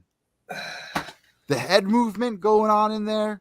Listen, I think when it comes down to it, the combinations, and then as much as Mike Richmond being one of probably their better finds from the MMA scrap heap, so to speak, because Mike didn't get a whole lot of love when he was in Bellator. He was almost kind of a foregone conclusion. He was part of the whole the original tournament format. He was just always on the cusp of winning the tournament. He would wind up getting in there with a tough grappler and getting on the wrong end of a decision, and just wind up needing a fresh look. And then he just completely kind of changed his whole persona. I think went up 2 weight classes. He just started packing on the hurt bombs, and I think he got to a point where over his last handful of fights where he not only felt like he deserved the title fight, but he wanted Hunt. He wanted Lorenzo Hunt worse than anything, and I guess he was kind of disappointed they gave the fight to Hero. That fight goes down the way that goes down. I feel like it was a little bit of a case of you're looking over the fence a little bit, seeing what happened, was going on. Yeah, exactly. And Mike did get cracked. For anyone who doesn't know, he more than likely broke his jaw, and weathered through that, showed that United States Marine Corps toughness, gets through it, and he winds up turning it around and getting the win himself, man. Like, listen, Mike definitely deserves the position that he's in. Obviously, he's going to have to take some time to heal up. I think the real question is, how do you not book that fight between Lorenzo Hunt and Mike Richmond right now? That has to be the fight to make it, is it not? Yeah, it's got to be, man. Because when you're looking at it, for a come from behind win like that, for Doolittle, man, I had the first round going to Richmond. I had the second round going to Doolittle. And then that third round, bro, boom. It was like, you know what it really reminded me of? That head movement was like Benson Henderson. Like that whole, like, you know what I mean? I whipped my hair back and forth. I really was thrown off by that. The unpredictability of that was just like, what the hell is he doing in there? And then he was able to collect himself, and really Richmond was able to just keep it basic and just was able to weather the storm, and then boom, finish him out. So I don't see how you don't book that Hunt fight. What is the next BKFC card? I mean, BKFC 32, but like what's open? I mean, I think they just made announcements for early December for BKFC 34. So they're already that far ahead, right? Yeah. So, and you got to think you would have to think there's probably one at the end of the year. They have to do one at the end of the year, and then their Knuckle Mania, which is right before the Super Bowl. is the next big one. So I would probably have to say, due to the fact that Mike also has a broken jaw, that's probably what I would have to say is number one. That early February card is probably where you'll see him go. Dude, I need a week off just for my legs getting swollen. Like a broken jaw. That's like, dude, that's another thing. People don't give fighters enough credit thinking about how many injuries they've had over the years. A broken jaw, to be able to come back from that, you got to think, what kind of fighter is going to be returning? Right? Because when I was in high school, I tore my meniscus. I was never the same from that. I was always in fear of doing that again. Was my meniscus going to pop again? You know, you see fighters get knocked out. They're never the same after that. Dominic Cruz was talking about this. You see a lot of these young guys go in there. They're so beefed up on their ego and adrenaline. Your ego can be your best friend or your worst friend. And when you get knocked out, something changes. When you break your jaw, something's got to change there. But I don't see really an ego issue there. But when it comes down to it, bro, bare knuckle, breaking your jaw there, I got to give that at least 6 months. So we're going to be planning 2023, June, maybe 2023 with the broken jaw. I would want, if I was on that team, if you're asking me as an EMT, bro, broken jaw, 6 months at least. Get your rest. There's no need to rush back. I'm surprised you went right after the beginning of the event and not show some love to your boy Andrew Yates getting his win. Oh, show some love. Show some love here. That's your boy. You don't remember him? No. You don't remember him? That's another one of our old World Series of Fighting alums. Damn, you remember Andrew the Golden Boy Yates? You forget about him? Oh my God, Eddie! You're going back what, 6 years, something like that, bro. That's. I remember the first World Series of Fighting event I met Eddie Mercado, and I was like starstruck at the time from Bloody Elbow. It was the only time I was ever starstruck for media. It was Eddie Mercado, believe it or not. I've been in there with some of the best. Eddie Mercado from Bloody Elbow. I was like, oh my God, I watched this guy on TV. Steve, you being another one, I used to listen to your show back in the day. And then I ended up being a guest on the show. Now I'm the freaking co-host. So it's just like, dude, you're going back years, dude. You're going back. Yeah, you're going back. I think probably what it was that one where he fought Chad Robideau. And he like completely like blew his whole knee out, and then he wound up getting, like, I think he got Von Flute. Dude, your memory is something really ponder here. I don't know how you remember. Maybe it was North South. Dude, I don't know how you remember all of this shit. We're gonna have to do a test. We're gonna have to do a quiz with you, Steve. That's what we're gonna have to do. We're gonna have to do a Steve versus a fighter. We're gonna have to pick a fighter and do a quiz, a trivia with Steve and a fighter. Shane Burgos would be a good one. He went in there with Ariel. Shane might win that one. No, dude. I'd pick you, Steve. I'd pick you all day. I already got the trivia thing all set up. So I don't think our guest is going to be calling in here. I really want to make my predictions. I don't know. UFC. Maybe there's a time difference. I don't know. I told him we're ready when he is. So we'll give him some more time. Obviously, we got plenty. I really want to make my 280 predictions, bro. Like I'm itching at it, bro. Well, let's backtrack it a little bit. Go back to 280. I'll rip you up on your Bullah Muhammad pick. Okay. What do you got here? Wow, 15-1 Brady. So you want to get right into that one? You're 15-1 Brady, bro. It's 15-1, man. Dude, here's the thing about Bilal. I love Bilal, but every time I bet on Bilal, I lose the fight for some reason. So this time around, I feel like if I go for Brady, you sound just as overly confident as he does. So go ahead with that. Really, you think Bilal's got overconfident? A lot of people are giving him shit because of the miscommunication. Apparently, of what? He said something. He said something during the presser where it was like, "I wish you best of luck" or something like that. But it got mixed up. And people are always trying to trash on Bilal. Bilal's one of the nicest fighters I've ever met in my entire life. You can't give But him here's trash. the other thing like that people tend to think about. Like, do I think he's going to be one of the next You know why champions? Brady's so confident in this fight right now? Do you know why? Why? I need to know why. Well, it's because he's trained with Bilal. Back in Titan FC days. Huh? Back in the Titan FC era?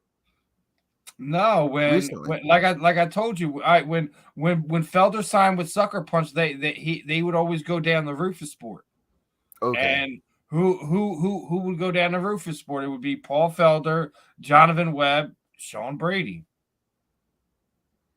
See, on my radar, Brady hasn't really been there. See, if I got to be 100% honest. I mean, listen. You're telling me this guy goes in there against heavyweights, throwing heavyweights around? Like I'm going in there expecting something big out of Brady. If I'm listening to you, Steve, here, I'm putting 300 down on Brady. You could sit there and say would probably. I mean, here's the other thing about it, dude. Sean Brady has a freaking diesel truck gas tank for freaking cardio. The guy that just like how the movie, but you'll hype Brady. But here's the thing, like just like how Felder does that. He does the bike triathlons and things like that, dude. Yeah, Brady's a freaking animal, dude. He's been working at this, since he was 16 years old. When his teachers in freaking school was just laughing at him, told him they would never make anything of this. He's just put everything into this. He's put everything into this since he was a teenager. He's for all intents and purposes, he's been perfect in that aspect. I mean, I think what makes Sean so dangerous is that people really don't understand his crushing grappling strength. He has insane cardio, and he's not a bad wrestler. I think how do you take that away from Bilal as well, too? I would have to think your biggest thing with Sean is you have to find someone who's a better striker than him. Someone who's faster than him and can get in and out of the pocket, make Sean pay, and also close the distance and put Sean on his back and keep him there. Have fun with that. I think a lot of people may be sleeping on Brady for this one. I feel like a lot of people may be sleeping on Brady. I mean, if we look behind me here, it's kind of like what you were just talking about in the main event. I feel a lot of people don't feel Brady's kind of put the work in. It's kind of that old man mentality where it's like, oh, he hasn't put his dues in. He hasn't done this. He hasn't done that. Where does this fight get Brady? This is a big fight for Brady. Yeah, I think. I mean, it pretty much gets him his choice of anyone in the top 10. Yeah, this I think he gets anyone in the top 10 whoever kind of makes sense in that way. This will definitely get his name for him because you're talking about beating somebody like Bilal Muhammad in the last 2 years. His name has been on the rise. Not only is he doing great in his fights, but he's also doing the commentary as well. So he's becoming a fan favorite. This is becoming something where you got to think about, is Bilal Muhammad focusing more on his commentary in this, or is he really focusing on fighting? No, I wouldn't say that. I just think he's slightly outmatched here. Because when I think about Bilal Muhammad, I don't the full potential first and foremost. I don't. Did you think Bilal would be where he's at a couple years ago? I didn't. No, I didn't. I thought he was always these guys. It was like he was trying to find the perfect balance. Exactly. Was going all over the place, and just over the last few years, he's found a way to kind of calm. I agree. The scales down a little bit, and which is smart. It's working in his favor. Sean Brady hasn't had to balance the scales. It's been balanced for him the entire time. Where things that Bulla has had to work really hard for this is almost like a cowboy tilt thing. Whatever reason it happens to be, it's come easy for Brady. That doesn't mean that the hard times are never gonna show up for Sean, and he's gonna be this undefeated fighter forever. Anyone who thinks that is foolhardy, and they are absolutely a homer. I do think at some point in time Sean will falter. I hope, and for his sake, it's before he wins the belt. Ooh, you're going that far. I told you he's going to be the champion within 2 years. Mark it down, dude. I compare this to, in my book, something like a cowboy tilt thing, where it's like this guy Brady is coming out of nowhere almost to take on my boy Bilal. So now if Bilal gets beat, I'm going to be a new fan of Brady, and that's really the opening for somebody like Brady here. Listen, dude, I used to watch him. There's this guy who used to come to the gym and had a few amateur fights, but he wasn't. He was one of the guys that just worked everyone in the gym, and he would just. I watched Sean throw him You sound like Brady, like the range on Eden Zero, the double leg that he hits, or or you're trying to grab the fence and he just gets you, and basically, almost like Brock Lesnar freaking runs through you. Something well, yeah, I watched him do that to a probably a 280-pound man like he was a lightweight. Listen, Sean has insane strength.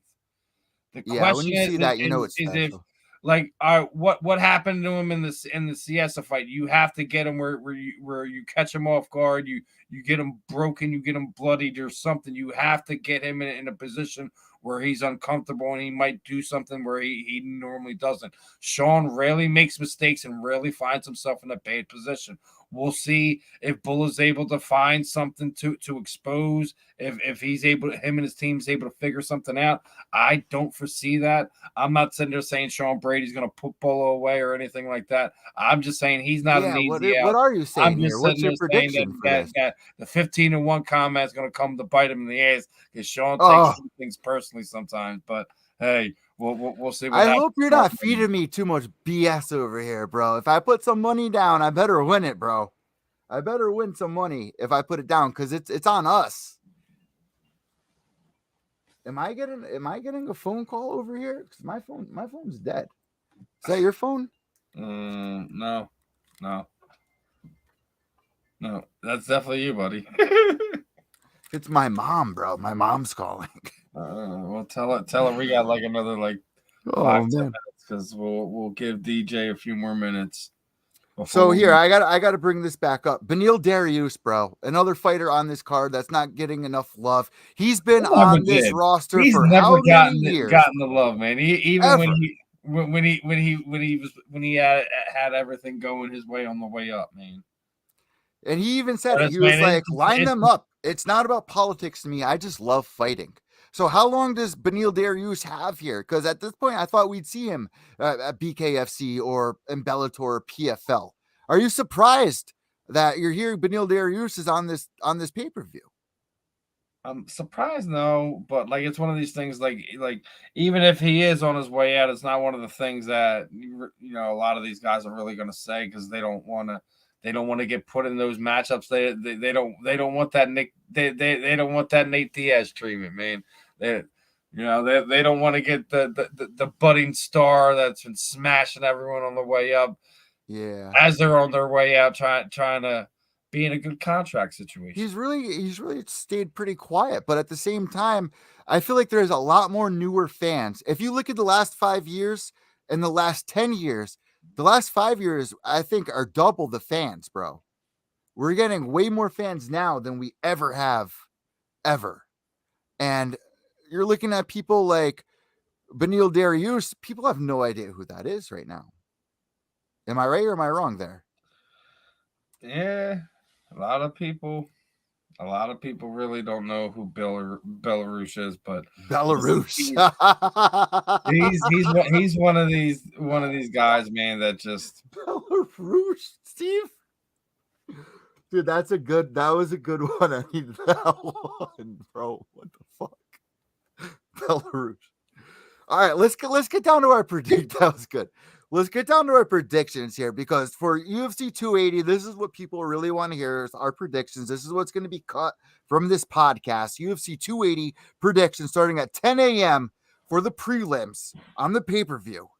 We got Oliveira going in there to defend his title that isn't there, Steve. This is kind of a crazy story, if you ask me. Going against Islam Makhachev, who is the story of Khabib Nurmagomedov. When Khabib, I mentioned this at the beginning of the podcast, when Khabib's father passed away, he said, Khabib, when you retire, we're passing it to Islam. That will be the next champion here. Right? That's what I remember. What is your prediction? For the main event, I'm going to Charles Oliveira, dude. Like I said, He's riding too much of a high. Everything is going his way. He's gonna what? Isn't he gonna pass Khabib for what wins? Let's see what we got here. We got longest winning streak in UFC lightweight history.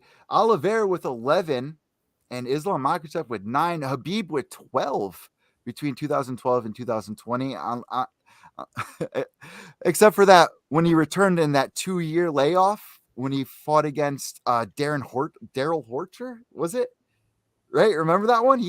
Khabib almost lost in that fight. If anyone wants to go back and watch. Another CFC alum, Mr. Daryl Horcher. Who got into a bad motorcycle accident after that. Yeah. Who fell off the page. But yeah, my prediction for this, Islam Makhachev, I'm going with Steve to get him by submission in round number 2 or 3. I'm going to go with 3. Islam Makhachev submission round 3. And we're definitely going the opposite here. I'm taking the champ Aljamain Sterling to put away the little snake in the grass. Ooh. So for TJ Dillashaw, obviously with Mr. Needle Show, as Aljo would call him, Aljo saying TJ's not in the embedded episodes. Doesn't that remind you guys of something? Is he on the juice this time? And TJ comes back and says, you're about to get your ass whipped by a cheater. He says, test these nuts, Steve. And I'm going to say, I'm putting my money on TJ's nuts, and you can spread them all around with that peanut butter that he was selling a couple of years ago, bro. Oh, no, man. I'm going with TJ here. Your nuts, and make sure you go check out the sponsor for Belly Up Sports and Manscaped, and trim your pubes, my friends. Make it all nice and clean for the ladies. What time will Islam match start? Says Geet Nazari. I believe if the prelims are starting at 10 a.m., I'd say about 2. So then about 4, I want to say 4 o'clock the main event. Probably, Eastern time. Eastern Standard Time. Let's be clear about that. Going back to Joey's thing here, it's going to be a night of underdogs. I think Dillashaw, Oliveira, Dariush, Bernal, and hoping for O'Malley, but that's tough. So yeah, like I said here, I'm going to go with TJ. I think he's going to get that belt back. I think it's going to go back to the rifle owner. It hasn't felt like it's been in the right hands lately. I mean, it really hasn't, Steve. TJ deserves that belt, and we're gonna see, because this is fighting, and one man comes out the winner, and TJ is that man, bro. Did I miss something? Was he not a proper champion? Did I miss something? Did he do something wrong? Yeah, well, he did. He's Mr. Needle. I get it now. This is what it is. You got a little TJ juice on your chin, don't you? A little bit. Don't you? A little bit. A little bit. Come on, man. See, I don't really take that though. I don't really take that. He's been good. He's been good. He took it on the chin. Or hasn't earned his spot. He had his time. His little juice box is running out of juice. So we're gonna find out who TJ Dillashaw really is. We'll see. I mean, do you really think Aljo's gonna win this fight? Yes, I do. Really? What's your prediction here? Because I'm going to go with TJ Dillashaw via decision.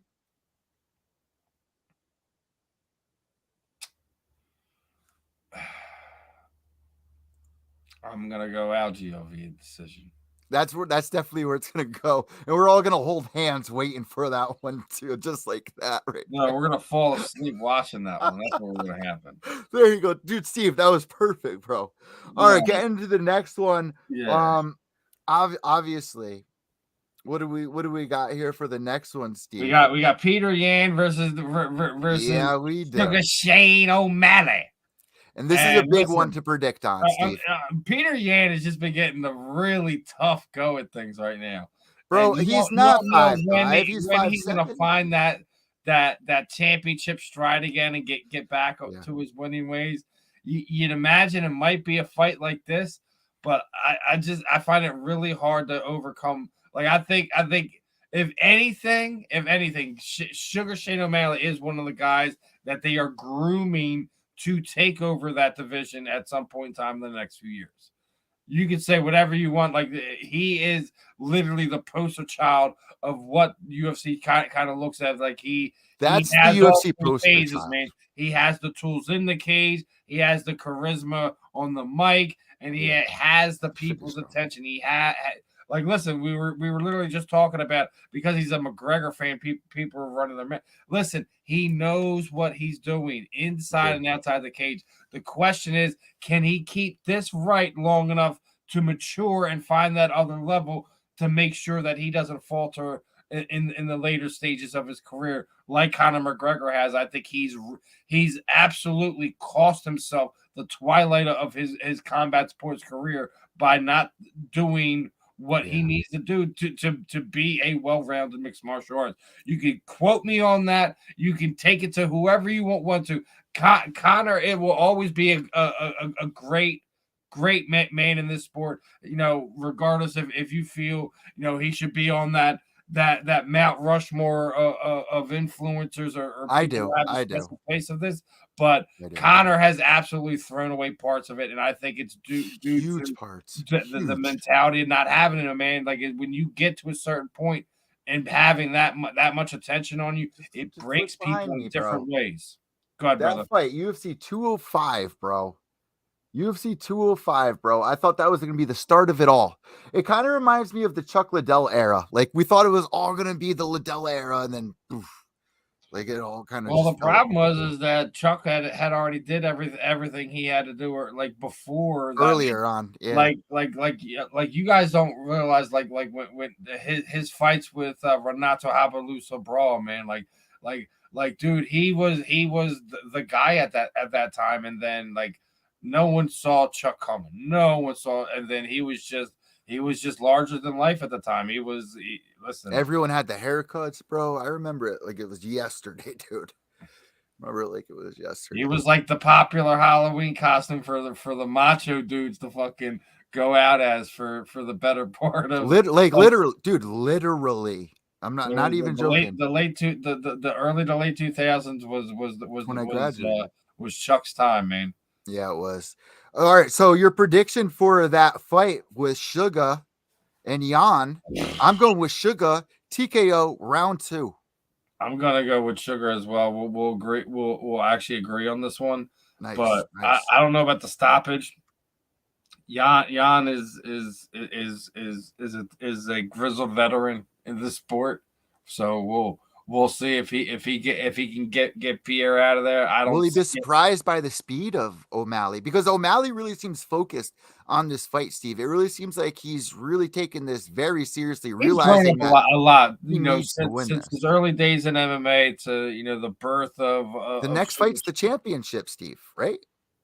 Yeah, if he wins this one, I mean, obviously Peter Yan's two fights removed from being a world champion. So yeah. Let's not crown Sugar yet, but I think this will be a tough test that he will pass. Can't wait. With flying colors or not, that's up that's up to the MMA gods to say how they see this fight to play fit. I just see he's getting his hand raised, and I see it being a split decision. I think it's going to be a close fight. Lastly, if we got to rate this on excitement level of 1 to 10, Steve, take away the early start. I got to give this about an 8. I'm really excited for all 3 of these. I'm excited for it. The start time is rough. Real rough. That's not the big issue I have with it. It just we've been doing this for so long, and been following the sport for so long, and watching how it don't have the pop, man. I don't know what to tell you. I listen, as a combat sports fan, yeah, but like when we're talking about how it's looked at in the sports world as a whole, like it. Ask somebody out of the combat. It's the 26th consecutive sellout for UFC. Just because the sport's popular doesn't mean that everywhere in the United States overly accepts it. All right. So you hear the way I'm talking about, Sean Brady and a lot of the guys in the area. Well, they don't get any of the big media companies, the Fox 29 News, CBS News, NBC, whatever. Do you see them covering the UFC? Do you see them covering the UFC fighters when they even fight? No. The only time you hear that, hey, you want to know what Sean Brady got mentioned before this fight? Because he was training with Lane Johnson in the offseason. So when I sit there and try to tell you that Sean Brady is going to absolutely obliterate Bullah Muhammad, be prepared. Your prediction there obviously is going to Brady, bro. How do you see that last one? How do you see the Brady fight going? How am I going to see my boy Bilal get smashed this time? I mean, listen, as much as I'm hyping Sean up and talking a lot of smack, listen, I'm going to talk a lot of smack. Show somebody I will blindly support. Through and through. That being said, taking that cap off and putting it on. It's going to be a good close fight, and another one. I think going to decision, Steve. I think it'll be another split. I think it'll be a good fight. Split decision for Bilal Muhammad, bro. That's what I'm going for. See, here you go again with this nonsense, dude. This is what excites me, bro. I cannot wait to see the hype of Brady going against Bilal. So, guys, let us know what you think at Combat Deviants on Twitter. And Steve, lastly, are there any upcoming events that you're looking forward to before we end this thing? No, I mean, listen, everyone just make sure you guys are tuning here for all the programming we got here. Obviously, UFC's got some great stuff planned for the end of the year. Really looking to that Eric Anders, Kyle Dawkins fight, seeing if Kyle can get the Dawkins brothers winning ways going back in the right direction. Eric has had a rough go of it the last few years, lots of ups and downs. We'll see how everything plays out for that one. That should be a fun fight. Obviously, like I said, BKFC's already made several announcements. BKFC 32 is going to be main evented by Houston Alexander and Carlos Beltran. Ooh. So that should just be our boy Houston. One of those ones where you can't blink, go to the bathroom, but as soon as you hear the walkouts, I mean, I don't know what to tell you. You cannot miss that fight. Man, Houston Alexander, bro. Hopefully we'll be able to talk to him soon. I'm actually going to send him a text message. I'm trying to work it out for everybody. I'm going to message him right now. Steve. We got a special one for you guys this week. We're gonna have a special interview Thursday night. Me and gonna oh my God! I'm home. Steve, so you guys are gonna have to keep tuned in to see what's what and who's biggest interview of my entire career coming up. So again, we're doing a lot of stuff on the giveaway side of things. Make sure you like, subscribe. Share your thoughts with us on the social media platforms, regardless if it's Facebook, YouTube, Instagram, Steve, Twitter. Can we say who we're interviewing this week or no? Yeah. You can announce it now. You announce it, bro. I'm too scared to, dude. No, for real. Like this is a huge deal in my basically, career. I've been waiting to set this interview up for a while. I've been talking to Eddie about it. Been talking to our potential guest about this. So anyone who's been a fan of boxing, especially myself, being from Philadelphia, there's some roots to it, as we're going to be joined by the late Tommy Morrison's wife, Trisha Morrison. She has some disturbing evidence that she wants to kind of bring to light, that she's been trying to bring to light, that I think if it's true, what she's saying is 100% true. It has to be the biggest scandal in boxing history. We'll see how that plays out. We're gonna be joined by her next Thursday night. 8 p.m. Eastern, 7 Central Time. Did I type that? That being said, we gotta wish the best of skill to Kinsey Morrison, who will be fighting October 22nd.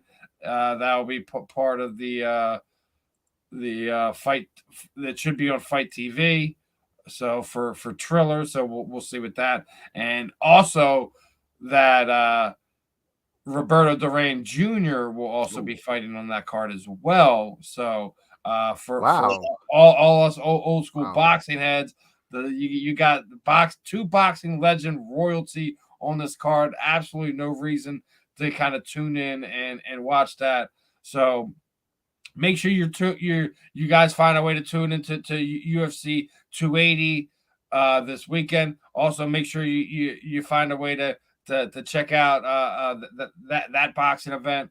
Wake up early, guys. We got wake so up much early. stuff going on here. We got giveaways going on.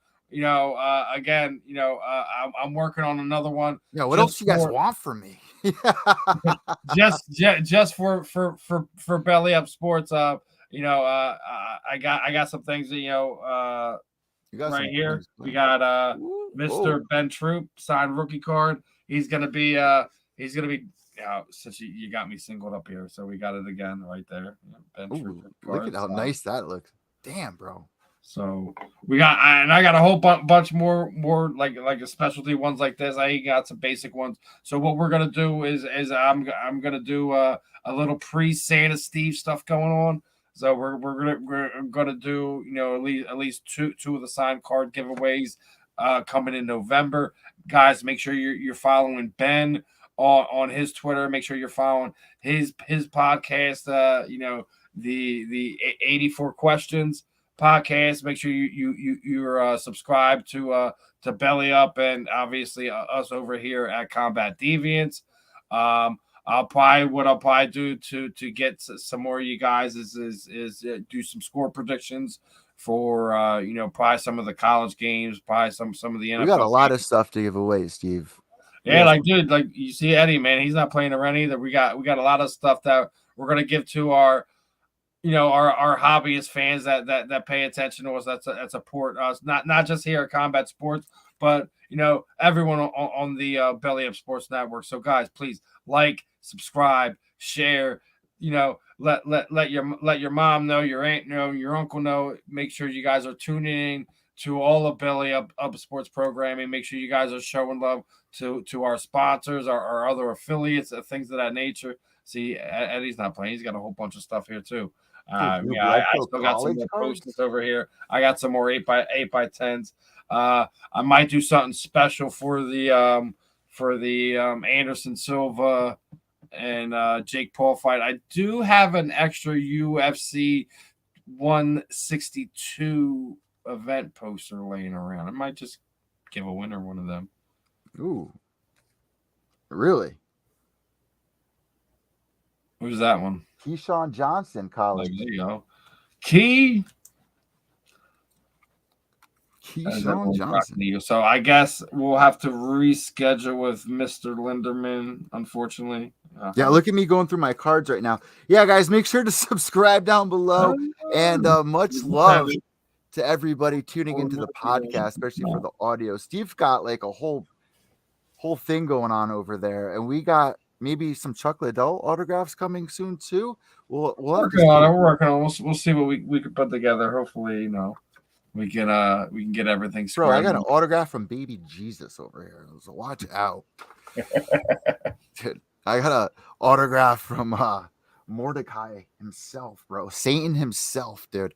All right. That does it for this episode of Combat Deviants with Steve and Evil Eddie. And we will see you guys next week for one of the biggest shows ever. See ya.